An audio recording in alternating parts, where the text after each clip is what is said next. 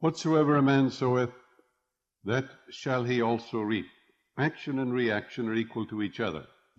Ella Wheeler Wilcox expressed the above law of mind as follows: Give to the world the best you have, and the best will come back to you.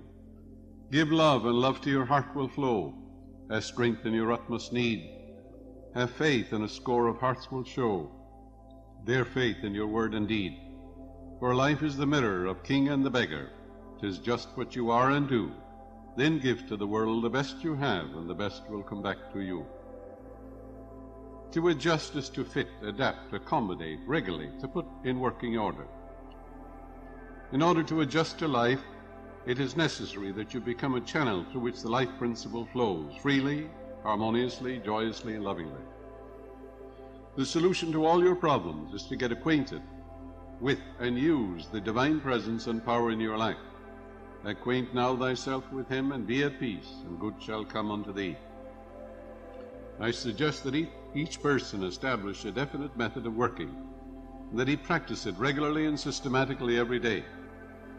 For example, determine for yourself what is the most troublesome problem you have.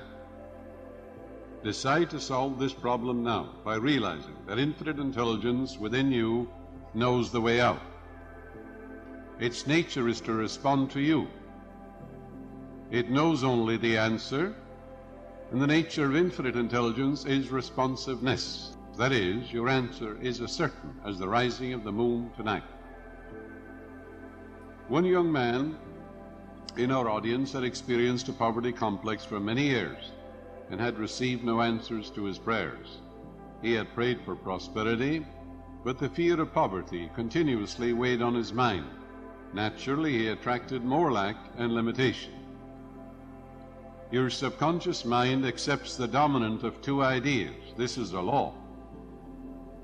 After talking with him, he learned to pray as follows: I know there is only one source, the life principle from which all things flow. It created the universe and all things therein contained. I am a focal point of the divine presence. My mind is open and receptive. I am a free-flowing channel for harmony, beauty, guidance, wealth, and the riches of the infinite. I know that wealth, health, prosperity, and success are released from within and appear on the without. I am now in harmony with the infinite supply, and just as I would adjust an instrument in my laboratory, I am now mentally adjusting my focused attention on the eternal source of all blessings. I wish for everyone all the blessings of life. I am open and receptive to God's riches, spiritual, mental, and material, and they flow to me in avalanches of abundance.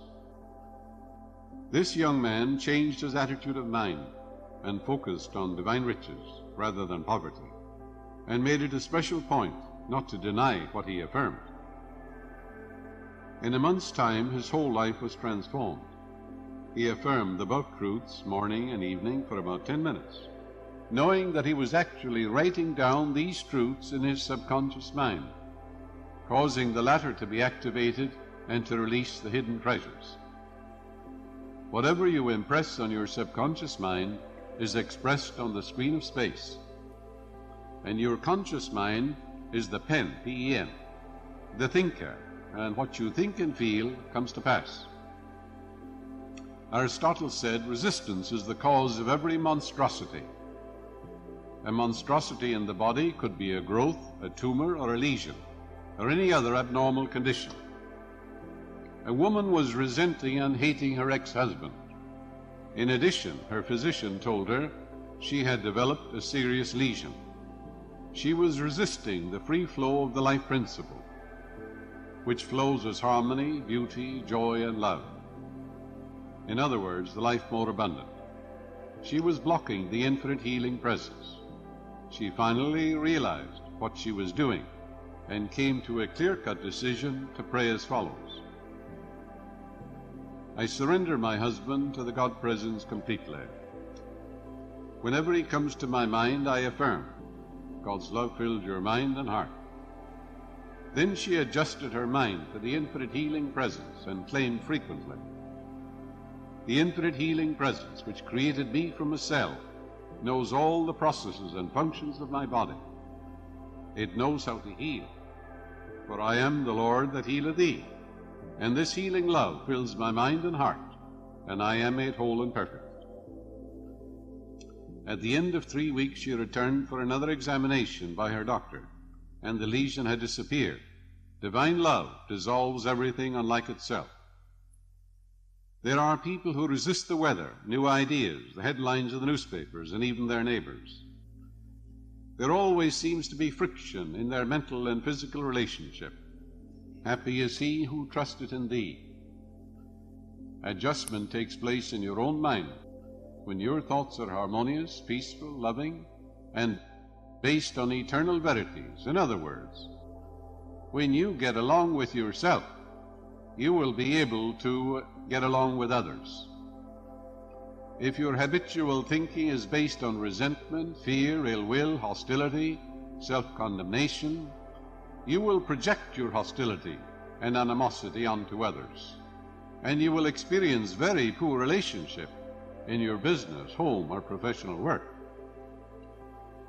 Learn to be pliable, flexible, and adjustable. If there is someone in your office who is obstreperous, petulant, and fractious, realize you did not create him. Loose him and let him go mentally. You're not responsible for his warped or twisted mentality, and you should realize he has no power to disturb you. It is always the movement of your own thought which disturbs or annoys you. Marcus Aurelius said 2,000 years ago, "If the cucumber is bitter, don't eat it." Very simple, isn't it? Ask yourself, what is my aim in life? Let the answer be peace, harmony, and divine wisdom. Because this is so, identify with your aim and not with the boorishness or surliness of others. Affirm, divine peace and harmony govern me and reign supreme in my life. When you mentally and emotionally identify with your spiritual aim in life, nothing in the external world disturbs you. Stop giving power, prerogatives, and privileges to people who have no power. No one disturbs you but yourself. It's a movement of your own thought, your own emotions, your actions and reactions. They all take place in your own mind. Have you ever noticed the way water flows according to the line of least resistance? You may have watched a stream flowing down from the mountain. It never quarrels, fights, or resists the rocks, boulders, or obstacles in its way. The water goes around the boulders or flows over them, and eventually finds its way back to the ocean. All the stumps, stones, and trees disappear or wear away, since nothing can seriously impede the flow of the streams back to the ocean. You are a river of life, and your purpose is to meet challenges, difficulties, and problems, and to overcome them. Not be mentally fighting or quarreling with them, but by meeting them head on, while realizing the joy is in overcoming. Say to yourself, the problem is here, but infinite intelligence within me is here also. It knows only the answer. This problem is divinely outmatched. I will grapple with this problem courageously, and through the wisdom and the power of the infinite, I will overcome. With this attitude, you will become victorious, and you will move onward and upward. An engineer whom I know has a wonderful technique for meeting what he calls so-called insuperable obstacles. His constant prayer is, the streams of life, power, wisdom, intelligence, joy, and peace flow through me like a golden river, revealing to me everything I need to know and giving me the strength to complete all assignments in divine order. He has made his adjustment with the life principle, and he has completed every assignment in divine order. Do not try to manipulate or change other people. Permit them to have their political or religious beliefs, their peculiarities, eccentricities, and abnormalities. Judge not, and where you have no judgment, you experience no suffering. Where there is no opinion, there is no suffering, Where there is no judgment, there is no pain. Establish the right relationship to the life principle by realizing the life principle is always seeking to express itself through you as the life more abundant. If you are angry, hateful, resentful, or are engaging in self-condemnation or self-criticism, your foot is on the hose, and the waters of life do not flow through you. These negative emotions get snarled up in your subconscious mind and have negative outlets, such as mental and physical disorders. Become an open channel for the divine presence. Realize you're a focal point of the divine life, and like an electric bulb, you are here to let your light so shine before men that they see your good works, thereby glorifying and revealing your faith in the infinite intelligence and infinite power and infinite life principle within you. A lonely person has shut out friends from his life. He is not in tune with the infinite, and usually is nursing some psychic trauma, saying to himself, I have been hurt before. I will not get friendly with people, lest I get hurt again. All this is foolishness. Every person is an epitome of the divine. And when you exalt the divinity in the midst of you and salute the divinity in others, you will automatically radiate friendship, love, and goodwill to all people, and you will never lack for friends. You must be a friend to have a friend. Do you think the others in your office should change and make the adjustment? There is no one to change but yourself. When you change, your world magically melts in the image and likeness of your contemplation. If married, you and your spouse should adjust to each other's peculiarities and idiosyncrasies, overlooking each other's shortcomings, but focusing on and exalting the qualities which endear you one to the other. If you are in tune with the infinite and full of goodwill to all, there will be no friction or excess tension, and you will have no bodily disturbances. A young woman was resisting life by complaining, I am leading a humdrum existence. I am lonesome, frustrated, and I have no friends. I lead a drab, weary existence. She learned that her thought is creative, and that by thinking along these lines, she was compounding her misery, because whatever we give attention to, the subconscious magnifies. After learning something of the laws of life, she reversed her mental attitude and began to affirm frequently and habitually, I am happy, joyous, and free. I am loving, kind, harmonious, and peaceful. I sing the song of praise and joy in the Lord, which is my strength. For the Lord is that lordly power within me, my mind, my spirit, which created me, the invisible part of me. She realized that whatever she attaches to I am, she becomes, which is an age-old Hindu truth.